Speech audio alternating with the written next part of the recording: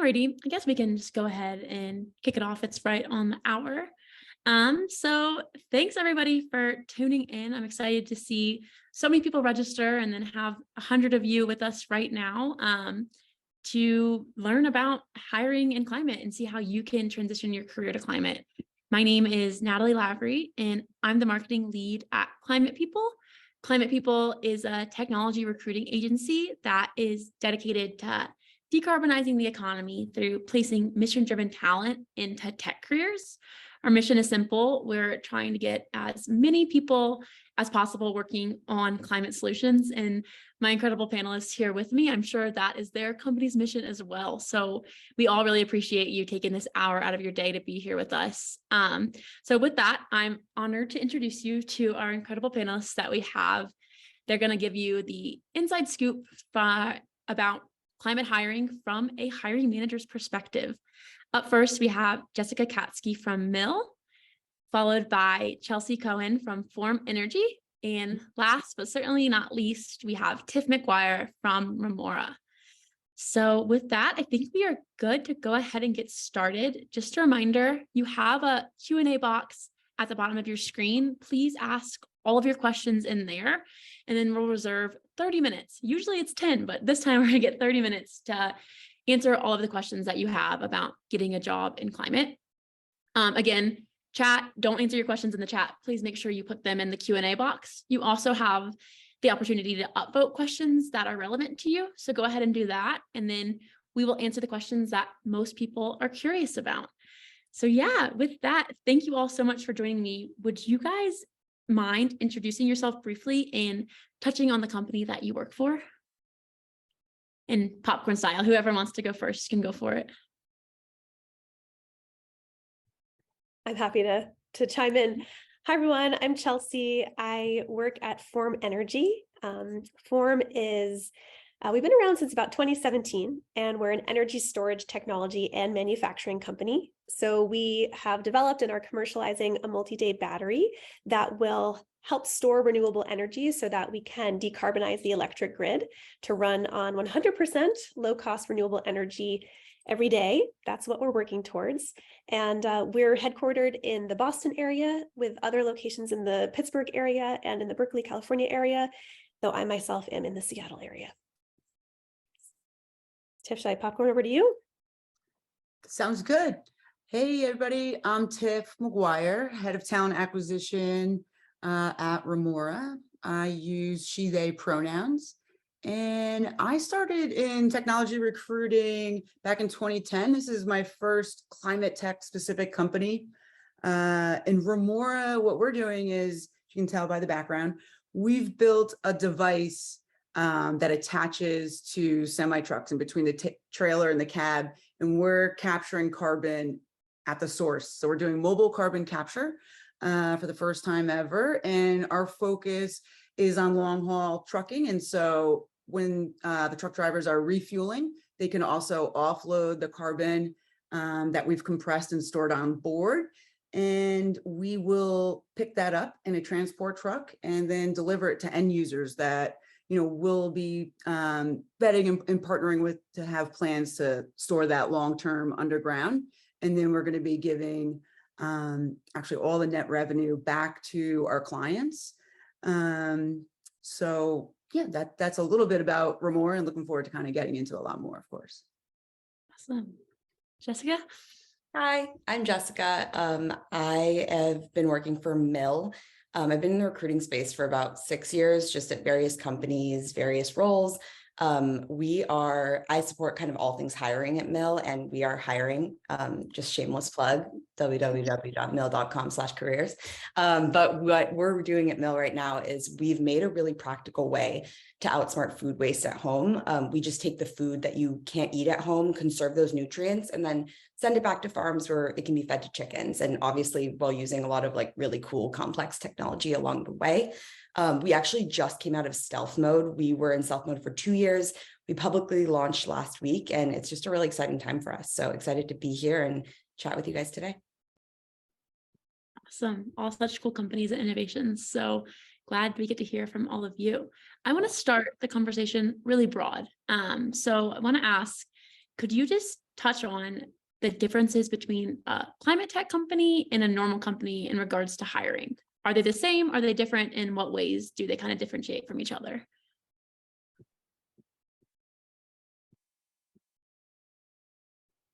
I have forgotten to put myself on mute, so I can grab the first one. I'll grab and then I'm gonna put myself on mute. So the question is specifically climate tech versus like a normal company that, I guess, because it depends. Are you distinguishing between like another tech startup or like a large organizational tradition company? Because let's stick with tech startup, because I feel like that's the common thread here. That's the common thread or the niche. I would say, which is the reason that, my experience has also just been in venture-backed tech companies, and I intentionally wanted to join Remora and join a place where I knew we would be accountable directly and measuring, like the bottom line was reducing carbon emissions. So I would say a lot of times the difference is like a climate tech company is like merging, private sector, entrepreneurial, research, even some of the nonprofit NGO work for a for-profit, but force for good. And then I'll just popcorn it around if other folks want to kind of jump in and add there. Jessica, for sure. I think what I've found most unique is just like the people I work with, but also the people I'm interviewing and talking to. There's just this like very strong, deep passion. And hopefully that's the case at a lot of startups, but I think it kind of goes deeper in some ways because it's working on something that's like a greater good concept.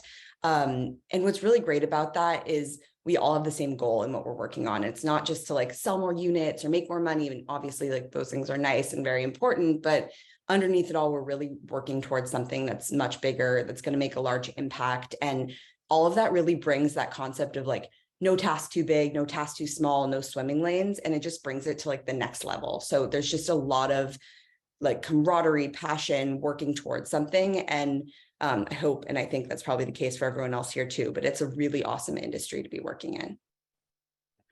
Yeah, definitely echo everything that both Tiff and Jessica already said. The types of people that you find, I think the common thread is mission driven, right?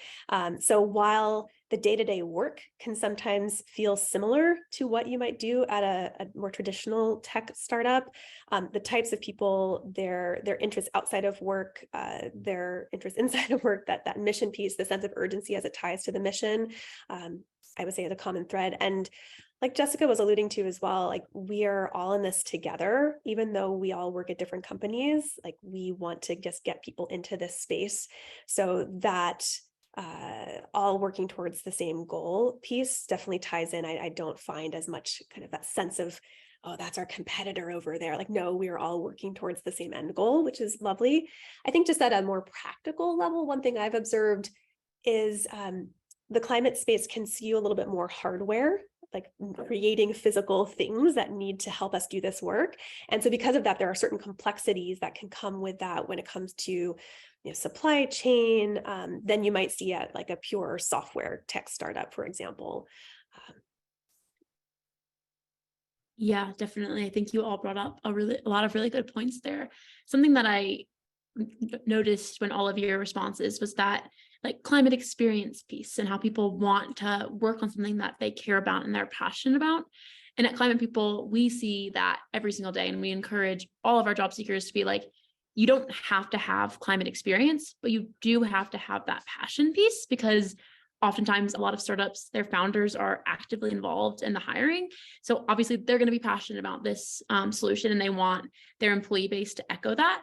How do all of y'all feel about climate experience? Is it something that you require for a lot of your roles, or is it similar in regards to you just need to have the passion, but not necessarily the hard climate experience? Yeah, I mean, I'll start on this one. I think it's so awesome to see the marriage of like tech and climate in one space. And there's definitely a lot of like teaching that's happening in both directions every day, at least in our office. But I'd say, like you mentioned, it's just critical to want to learn about climate and to be willing to put the effort in and the intention in.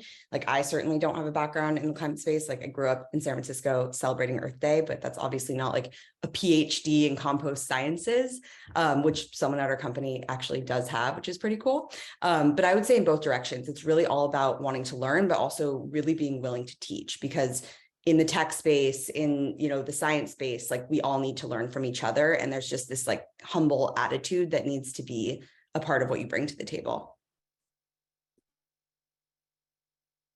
Yeah, for sure. I Chelsea, would has something to add to that? Yeah, just agreeing that passion for the mission far outweighs prior climate experience. I mean, I also did not work in the climate space before joining Form, but was really intrigued and excited by the mission, and also put in the work of doing the research and the reading and listening to the podcasts and talking to people and really just trying to understand as much as I could as well, and continuing to learn to this day as well. So yeah, not having that prior experience should hopefully not dissuade someone from pursuing careers in this space.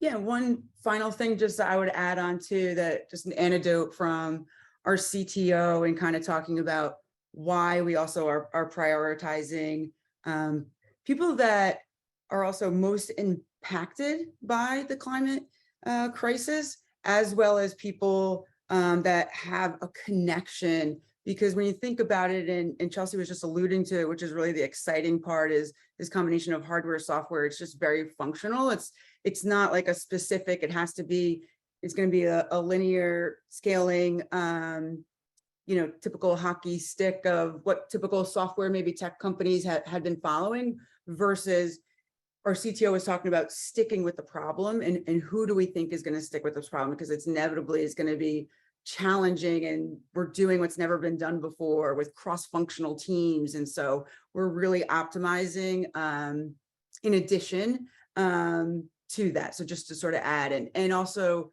I think that just brings up, you know, candidates from historically excluded backgrounds, right? Because those also, women, Black, Indigenous, people of color, that is who is most impacted by the climate crisis and is going to be most connected, and is also seen to have the most purpose-driven type of work. So that's really also like a whole nother opportunity and a place for that. But I wanted to make sure we brought that into the combo. Yeah, definitely. I think that's an incredible point, and it is so important. And those voices, those are the people who have seen it and lived it, and so that they're going to bring that value at an immense level to the organization. So thank you for bringing that point up. I think that's incredible. I know Chelsea and Tiff, you both touched on the hardware element of all of this, and how do those skills translate? So say you're someone in a like a mechanical engineering role at a not climate company, and you see a mechanical engineering role at one of your companies. Do you need that person to have that climate specific background at that, or is it easy to translate those skills into that role in the climate space? Yeah, I'm happy to start off. I mean, there are inevitably going to be some roles that do require some very specific niche expertise. I wouldn't necessarily say it's so much about climate as in our case at Form, it might be some very specific electrochemistry experience, for example, previously. So again, not so much climate as opposed to like research orientation, but it also depends on the level of seniority for the roles. Like we certainly hire folks directly out of PhD programs who might have kind of a broader engineering type of background that they can then apply to us. And I think I was talking with one of my colleagues recently about this, who does a lot of our PhD scientist type of recruiting. And she actually said an interesting thing, which was a lot of times you hear nowadays that, you know, cover letters, you don't need to submit cover letters, nobody reads them anyway. But I think especially if you are someone who doesn't have as clearly a direct line of research tied in with the specific thing that the role might entail doing, that submitting something, even if it's just like a paragraph that briefly explains, you know, here, while I don't have XYZ, like I do have this, and here's how this can be transferable, just to, you know, really help the hiring manager and help the recruiter understand like where those transferable pieces can fit in, might just be helpful too. Yeah, it's a really good point. Yeah, I would just say that like none of our engineers fully came into our company knowing all the different parts of our product. Like we are dealing with odor management and mass sensors and thermal components. And like there's not one engineer who's done this before because nobody has done what we're doing before. So I think that's something to note also is it's back to what I said earlier of that just willingness to learn, desire to try new things, because I promise you that like our engineers were not coming in being like, oh yeah, odor management, like want to know all about charcoal filtration. Like that's it for me. And there's just a lot of, like I said, like excitement towards the mission and the goal and willingness to, get into the smelly rooms and make things work. So a lot of that kind of transferable skill for sure. Yeah, and I'll just add on, and I think that's even where I was thinking earlier when distinguishing, in this example, a mechanical engineer that's coming to mind, it might be like a very large company, and transitioning to whether it's a climate tech company or a startup, that's going to be a whole new experience. And some of those, there's going to be more ambiguity. There's going to be less things solved, and all the functions are going to be starting up. The people team's going to be starting up alongside the engineering team and everything. And so really being collaborative and being able to also solve problems and kind of take the lead in different areas and support, but also there's a pace of like iteration that's happening with startups that I think, we have funding and runway. And I know that those are all things that are going to get involved that we're going to get into, but that's a real driving factor in a startup surviving and making it. So that's going to be a big adjustment, I am guessing, or have seen, I should say, definitely from my perspective. Yeah, definitely. At Climate People, the number one thing that we're looking for in all of our candidates, and I'm sure it's similar for all of you, is like that ability to have aptitude and grow alongside your role and be flexible, because in a startup environment, and especially in a new field like climate, things change and you have to be able to go with that. Kind of in that same vein of thought, Climate People recently conducted a survey where we interviewed people about what was preventing them from getting a job in climate. And when we framed the question as like, why do you want a job in this space?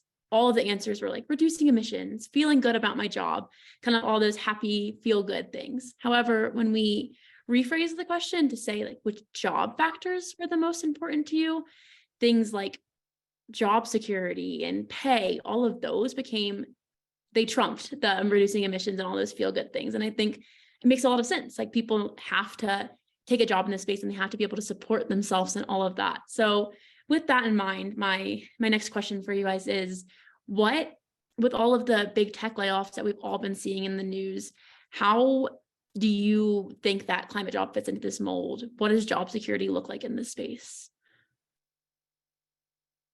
I was off mute. Do you want me to go? I'll go first, and then I'll popcorn it around. Yeah, that's good. I saw myself going to put it on mute, and I was like, "That's not nice."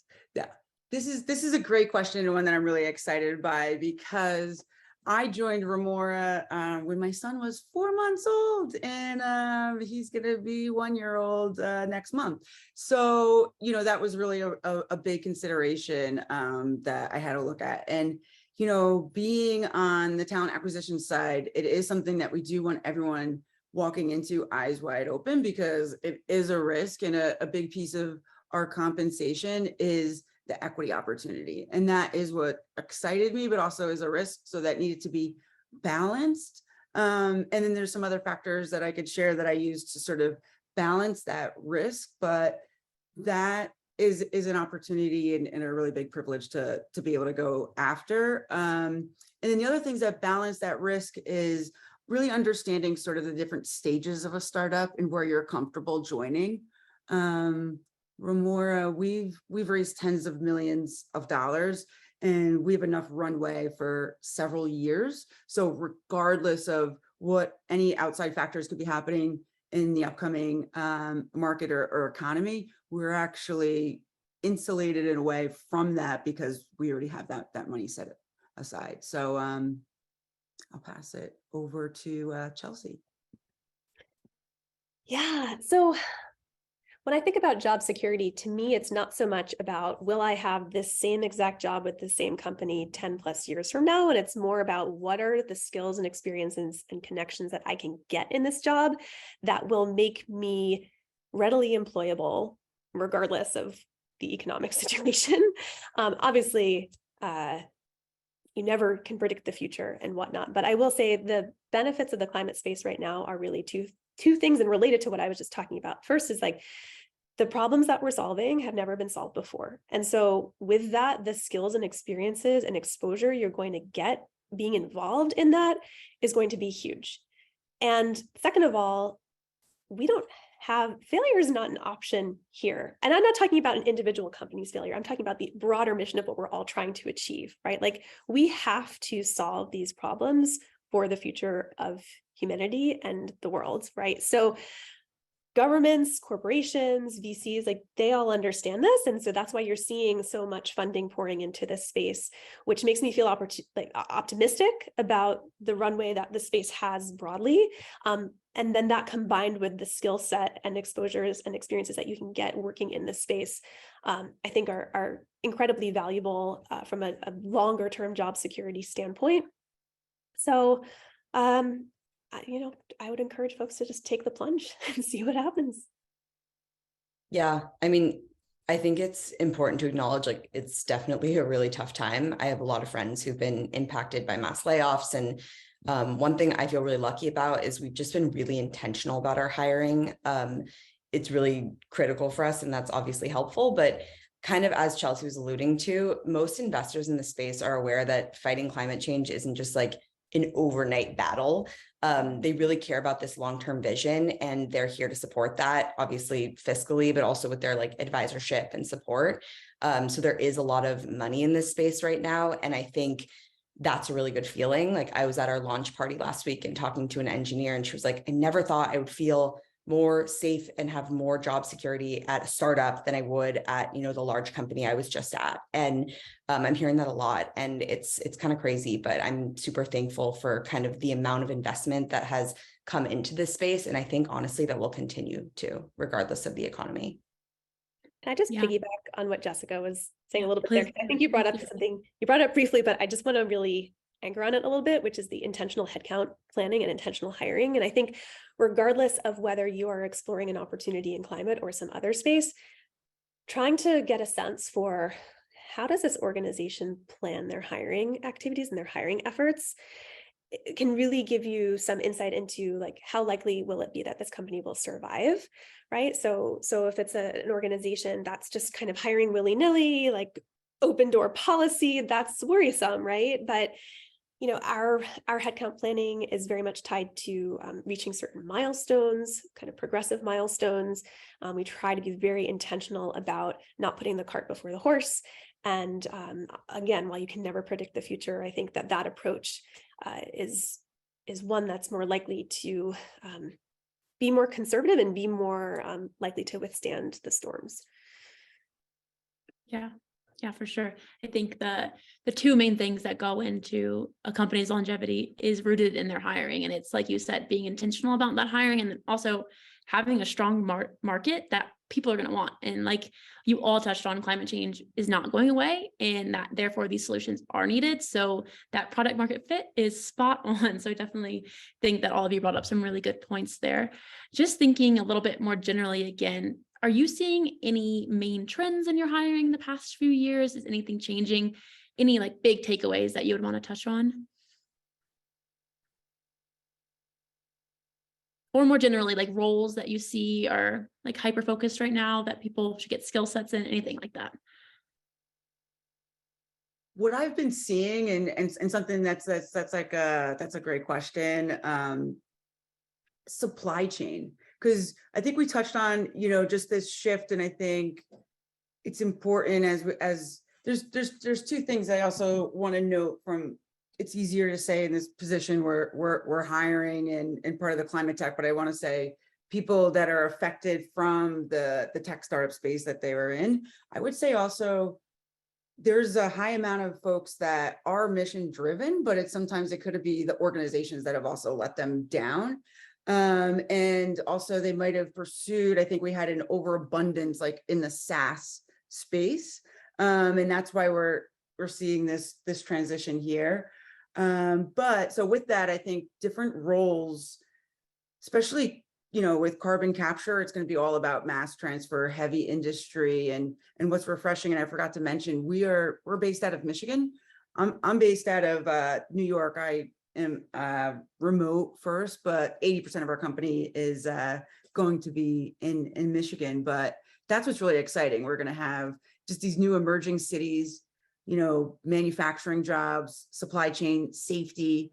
And then I also think program management, kind of really connecting engineering to the business operations and supply chain. It's interesting, like seeing our finance and operations team working so closely together, and even our chief legal officer. That was something I've never really seen. And shout out, we're going to be hiring for a commercial counsel to join Alexandra. But you know, our chief legal officer as a company, that function is, you know, we're working with policies, we're working proactively providing testing to the Environmental Protection Agency. So there's just all these different types of sectors and connections that I haven't really seen previously. But yeah, would love to hear what Chelsea and Jessica are seeing as well. Yeah, similar types of roles. We're shifting towards manufacturing now, so lots of manufacturing engineering roles opening up, and then roles that kind of go hand in hand with that. So environmental health and safety, the EHS space, supply chain as well, all types of roles that we're seeing. And also, we were talking a little bit about the importance of having representation in this space too. And that's something that we care a lot about at Form, and, you know, thinking about these types of the increasing abundance of these types of roles that we're looking to fill, and the types of talent pipelines that we need in order to fill them. You know, these types of roles, like high volume automated manufacturing, engineering, and construction, and EHS, like sometimes they can skew male, for example. And so the more that we can do as a society to try to encourage and foster and mentor folks from other demographics into these realms, it's going to be beneficial to all of us down the line as well. Jessica? Yeah, I mean, honestly, just echoing a lot of what you guys said, supply chain's huge. I think we're all in the hardware space, so it's a really critical spot. And then also thinking about all of this through like the lens of sustainability. It's not kind of an automatic thought. You know, people aren't necessarily used to optimizing for that. They're generally used to optimizing for cost. But for us, especially for our product, like we're really passionate about making everything that we build sustainable, hoping that, you know, it doesn't end up as e-waste, and really being smart and intentional about that.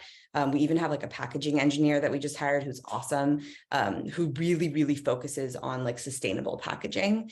I would say the other kind of key person or people that we're hiring for is policy. Policy is critical. I think like our team is working through a lot of different regulations, as you can imagine, with like feed and logistics. So it's really great to have people who know the industry and who can really open the doors for us to just do what we need to do. Some of our earliest hires were people, you know, with backgrounds in the space of like the EPA, so they could come in and tell us what was and wasn't possible and help kind of knock down walls to make things possible. So really intentional on that front as well. Yeah, definitely. I think that all makes a lot of sense. So somehow we're already 30 minutes in, time flies. But before we move over to the questions from the people in the audience, I would love if each of you could just give one short little like takeaway or piece of advice that you have for someone looking to get a job in this space.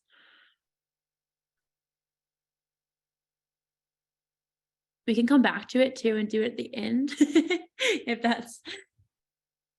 should we do that? Go back to it at the end? Do it at the end? I would say if it was like one piece of advice, it's don't give up and be deterred.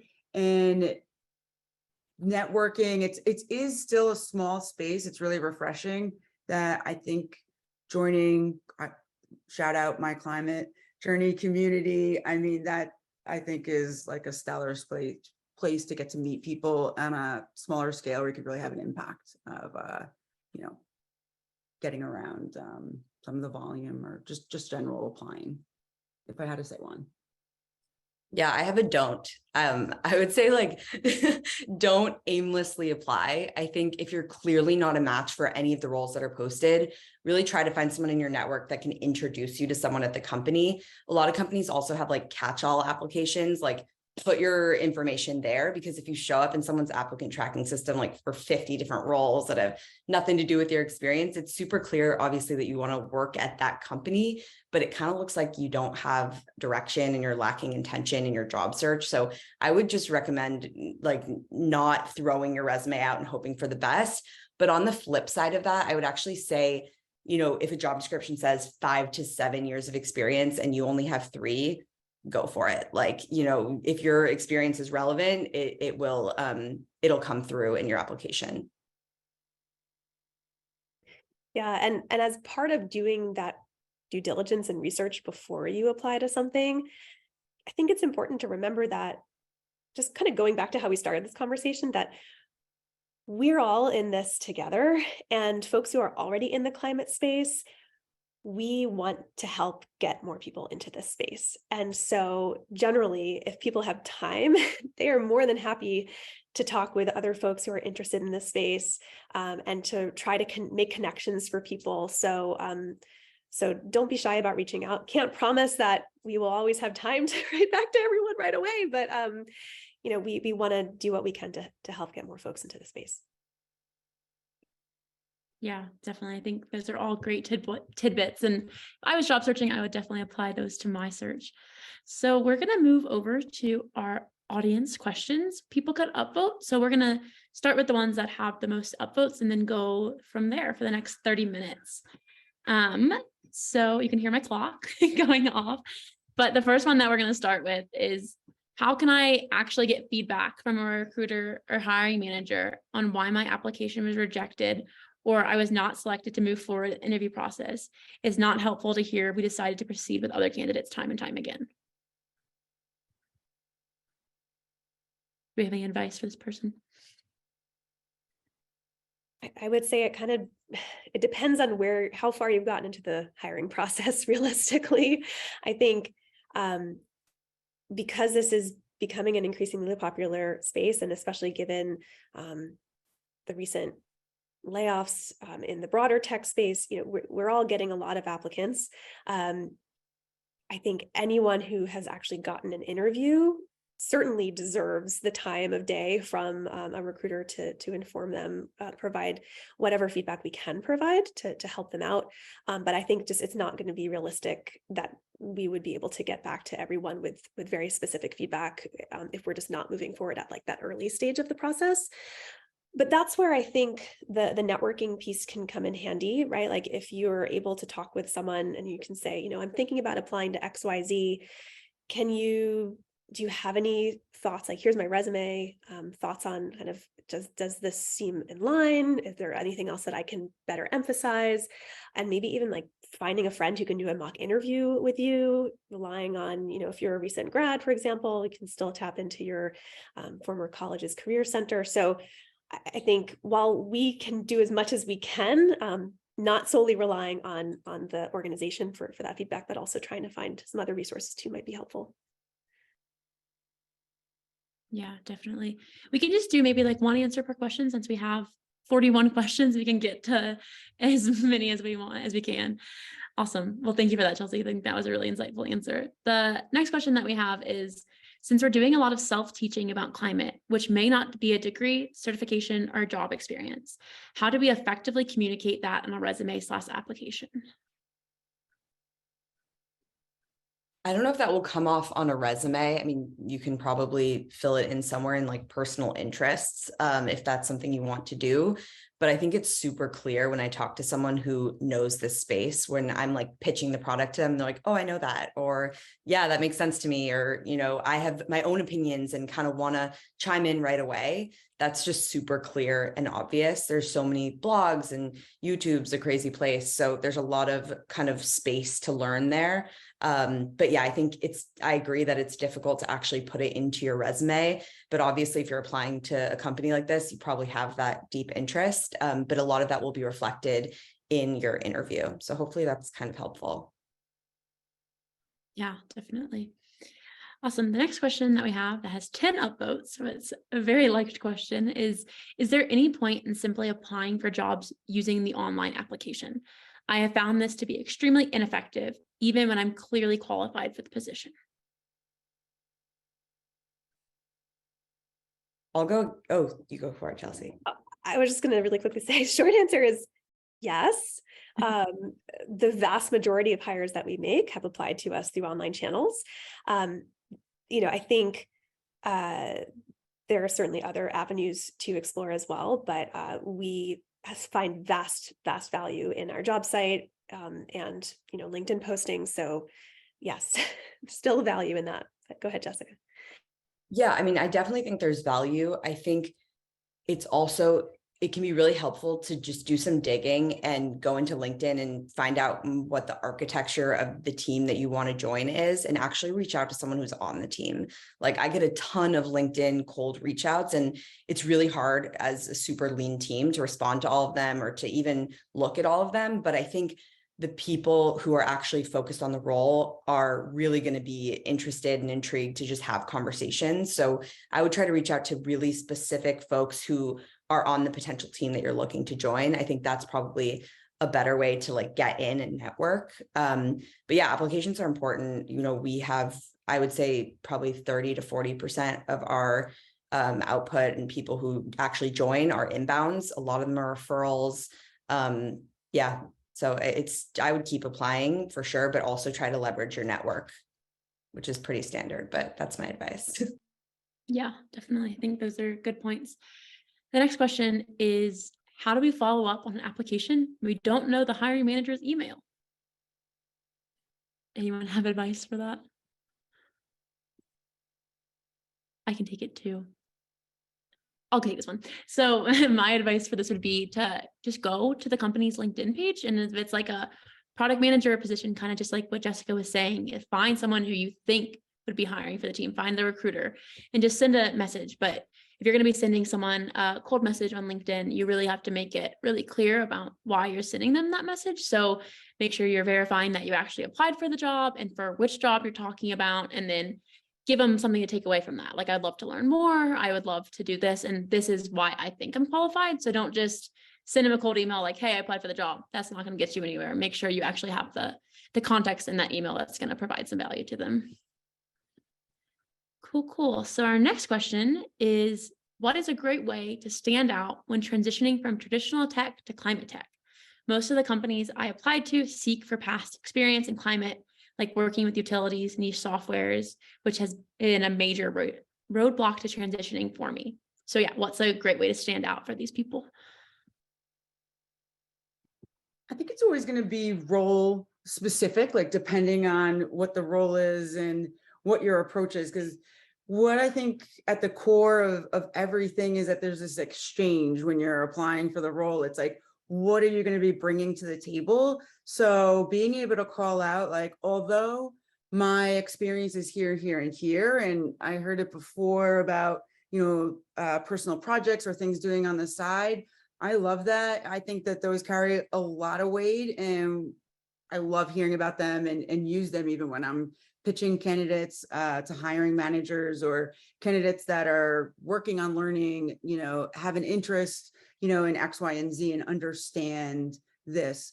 But really critical is just, I think, understanding the value of the impact. And if the role, especially sometimes in startups, when I'm trying to figure out the level of the role, it's like, if this person gets stuck trying to figure this out, what happens? And how much time do we have until it's like, that's really critical, or that's going to be the crux, is like one piece of figuring that out. But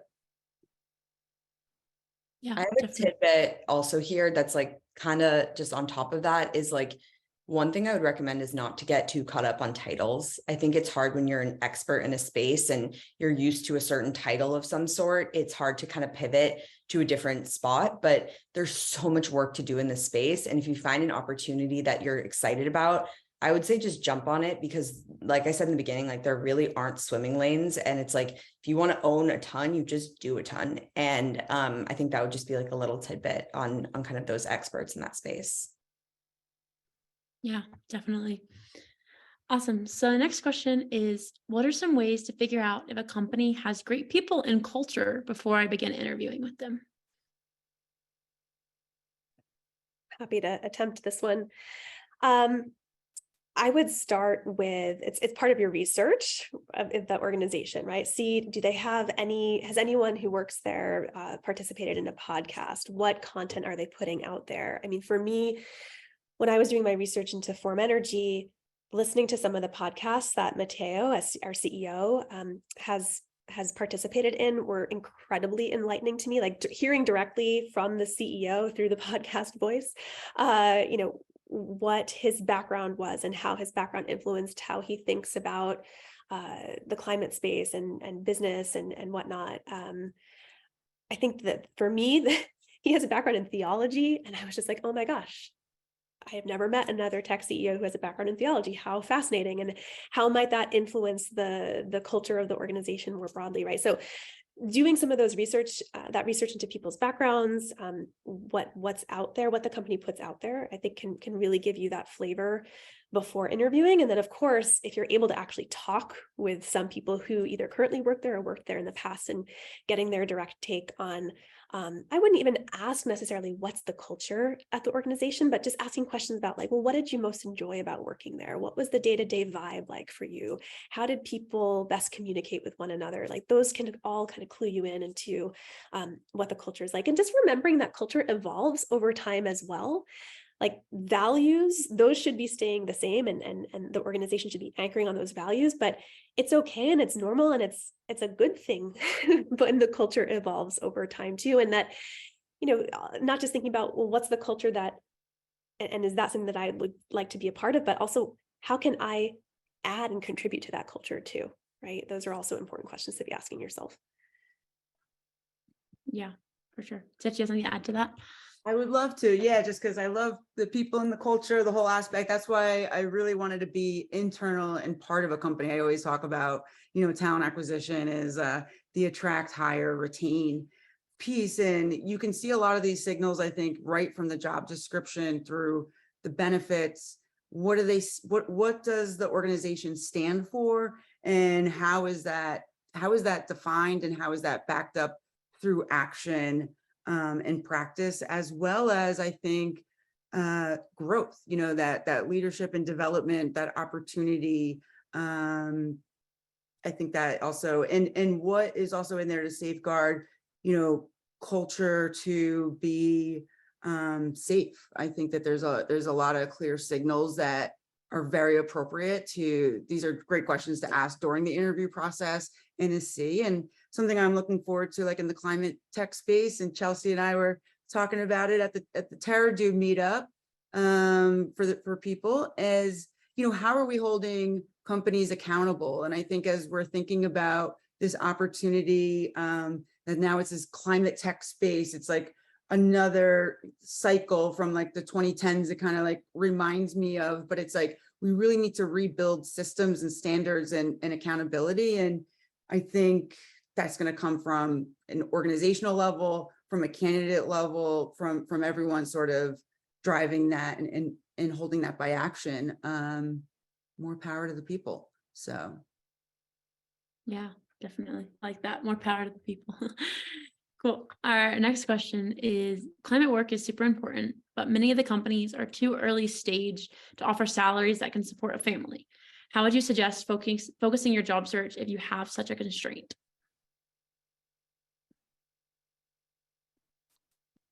it could be a myth that the salaries are not competitive, for example, and that's another tag on to how do we know the people and culture. Like every company, well, not every, there's a comp philosophy, a methodology for how we're doing it. And for instance, we pay in the 93 percentile.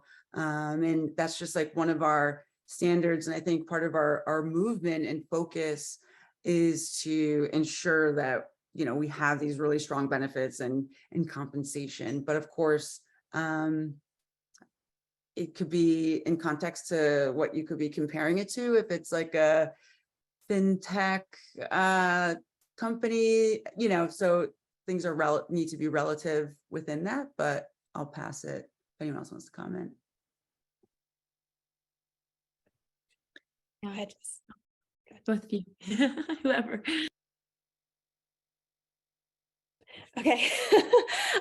Yeah, I agree that it's probably depends on what you're comparing it against. I would say that within the tech startup space, we are quite like we try to be very intentional and do the research into the market. And like I have a family, I have kids, and I have we have a roof over our heads. We're doing okay. But you know, we're admittedly any startup, not just a climate tech startup, but any startup isn't necessarily going to be able to pay as much as one of the FANG companies, and you're not going to necessarily get free breakfasts, lunches, and dinners, and you know, all of the extra above and beyond perks per se. But I do think from a cash compensation standpoint, from what I've seen, climate is in a good place. Yeah, for sure. Awesome. Our next question is, what are the best practices to filter a job search to climate-focused companies by size and funding? I can offer some insights to this one too. So what I would recommend is using climate-specific job boards. It's LinkedIn also just implemented their green jobs filter. So if you go to the jobs and you put extra filters, you can select green jobs. It's still a work in progress though. They don't pull all the best green jobs quite yet. A lot of them are like very much consulting type jobs, but they're working on it. So that's a good way. But then honestly, my main recommendation is to go to a job board like Climate Base or Brown Girl Green or Climate People or any of these job boards that are strictly for climate. Like our survey that I keep referring to found that people aren't using climate specific resources to find climate jobs. And I just find that to be really silly because they're out there for people looking for climate jobs. So really use those to your advantage and make sure that that's your first place, and then use LinkedIn as a backup. Does anyone else have anything to add to that, or should we move to the next one? I'll co-sign that. When I do see folks that have come through climate base or other specific things, I know that they are intentional in prioritizing climate over others. So that's another good plug for using those boards too. Yeah, Those channels to enter. Yeah, definitely. Awesome. The next question is, I think, Jessica, you kind of touched on this already a little bit, but maybe we can add a little bit more context to it since so many people have uploaded it. But how can you show your passion for climate on your resume?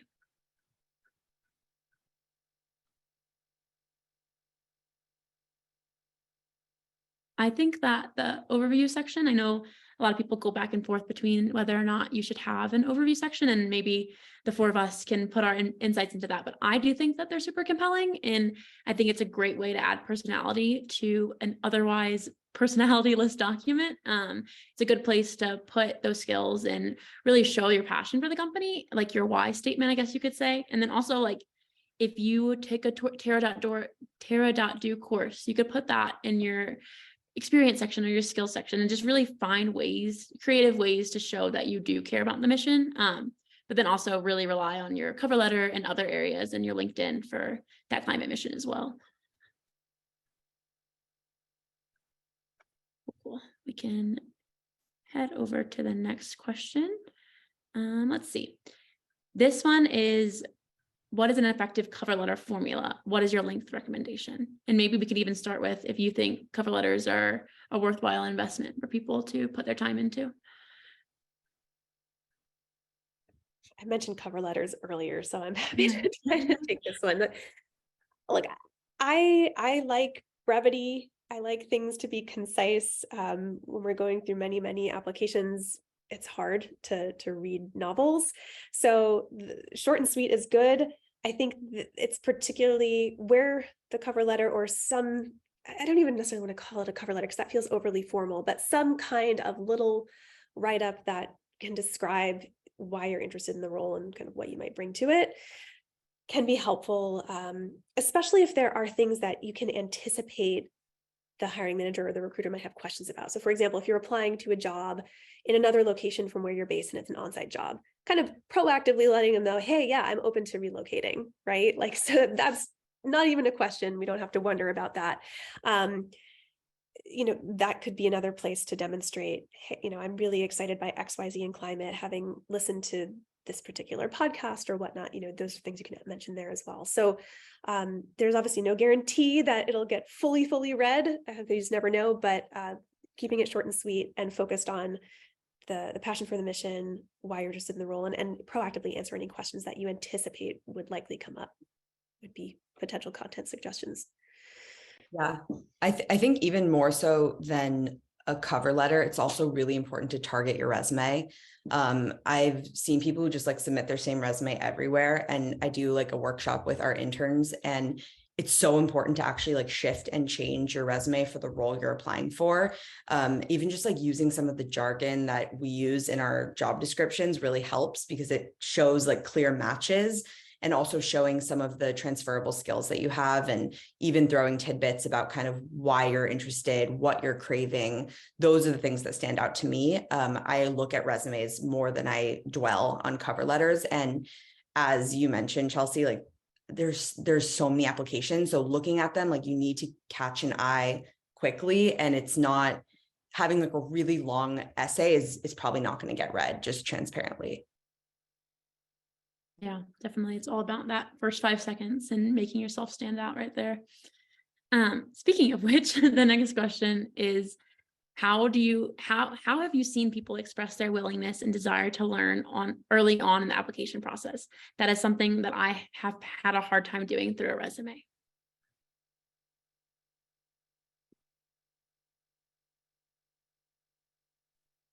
I wonder if I think about it almost more as proactivity. I think a willingness to learn and proactivity in many ways go hand in hand, and being proactive, especially in a startup environment, is extremely important. So things that you can do to demonstrate, for example, different, like sometimes you see resumes and it's just a list of almost like the responsibilities for the job that a person's been in, as opposed to, I think what can be more impactful is the biggest, thinking about the biggest accomplishments that you had in the course of your time at the organization, and if there were any initiatives that you launched and pursued and kind of spearheaded, those to me demonstrate that proactivity and kind of like you often have to be learning while you're doing those things, right? So I would encourage folks to really think about what are some of those initiatives that they might have taken. Yeah, definitely. The next question is, are you coaching your hiring managers to hire for capability as opposed to exact experience? Relatedly, how long do you allow looking for a unicorn job description to stay posted with a weak pipeline before you advise your hiring manager to think differently, i.e. hire for capability rather than exact experience, about candidates to consider? It's a great question. And one of the things that we've been doing and that we do, and I would say that I've noticed over the course of my time, like in recruiting, is that, and I'll speak for ourselves, that the job description is actually written by the hiring managers now, and is, a really big problem is trying to increase, applicants and not like turning off. So it's really is actually a negotiation, I would say, like back and forth, like when to make something a requirement or not. And I would say that it really does come down to the role itself, as Jessica was even saying, like the structure of the teams, the architecture. So like it could depend on different levels. And a great example, exclusive role that we're going to be posting next week is something called a test technician.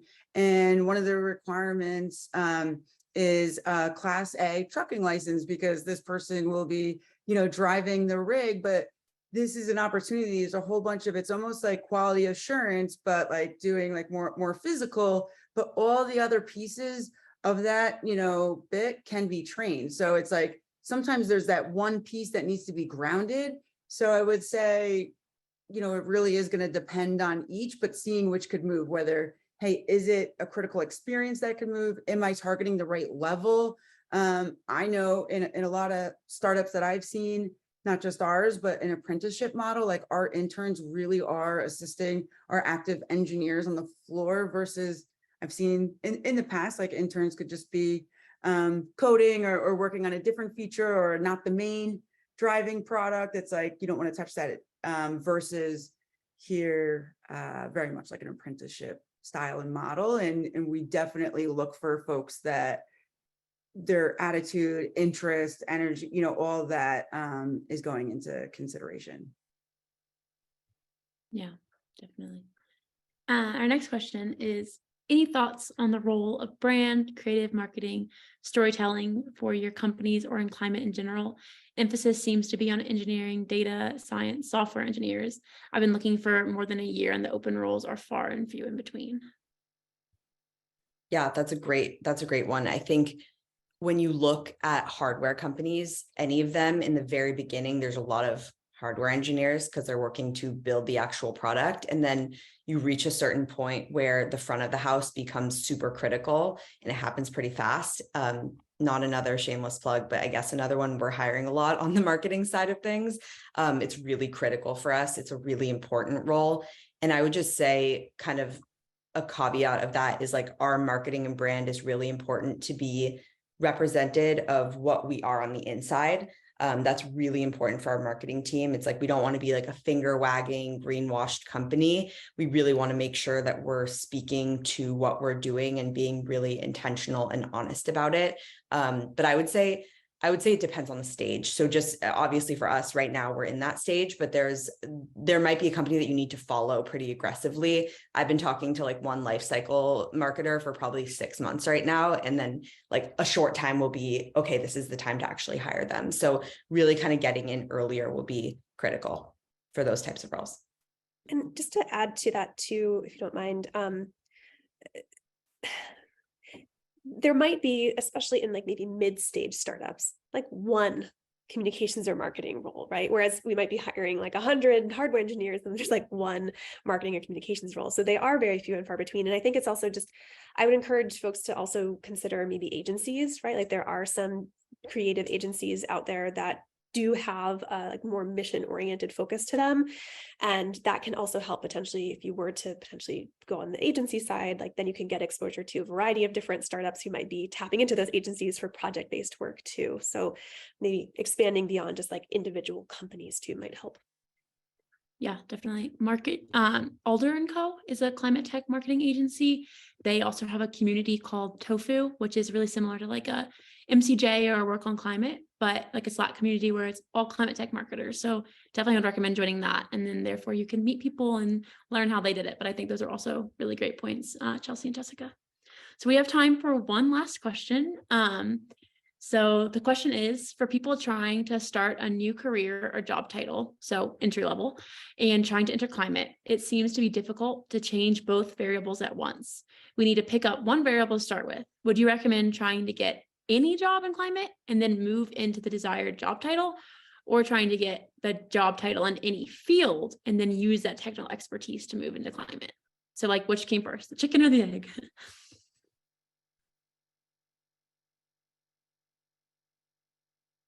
It's a hard one. I really feel like this is going to be really dependent on the individual's end goal, right? Like if a person wants to really specialize in a particular area, then I would say just try to get a job in that area. You can continue to apply in the climate space, but broaden it beyond climate.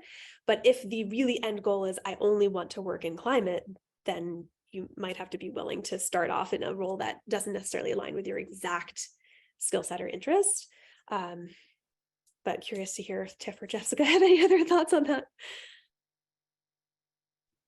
Yeah, I agree. I think it's based on your passion. It's like, do you know for a fact that you want to be in a specific role, or is it the space? When you start your career, I think it's similar to college and majoring. Like, you're learning how to learn. Like, there's so many things that you now don't think about that don't necessarily come naturally, like separating your inbox or how to respond to an email correctly, or, you know, executive presence. And those things are learned early on in whatever role you're doing. So I think it could be helpful to just like find a role and get your feet wet and just do in a space that you're excited about, but also it's really person dependent for sure. Yeah. The only thing different that I'll add to sort of end with is also one of the benefits of joining like a climate tech or venture-backed company is just the accelerated growth. And so the time that it might take. So if you feel like, oh, you know, it's not like, you know, it might take as much long time as in another company to make those growth opportunities to where you really want to map it to. Definitely. Yeah, that's a really good point to end on. So that's unfortunately all the time that we had. Thank you all so much for those incredible questions. You definitely kept us busy, and we still have 49 more. So glad to see that all of you are super engaged in asking all of those questions. Also, a huge thank you to Jessica, Chelsea, and Tiff for all of your incredible insights and providing all this guidance in the past hour. I've certainly learned a lot, and I hope all of you in attendance have as well. If you're job seeking, you now have 4 hiring managers who would love to see your resume. So definitely feel free to find us at all of our respective websites, Form Energy, Climate People, Remora, and Mill. We will be around. So yeah, thank you all again so much. And thank you even on a broader spectrum for wanting to get a job in climate. It is super important. We really do need millions of you. So you are moving mountains just by being here. So thank you all. Happy Friday.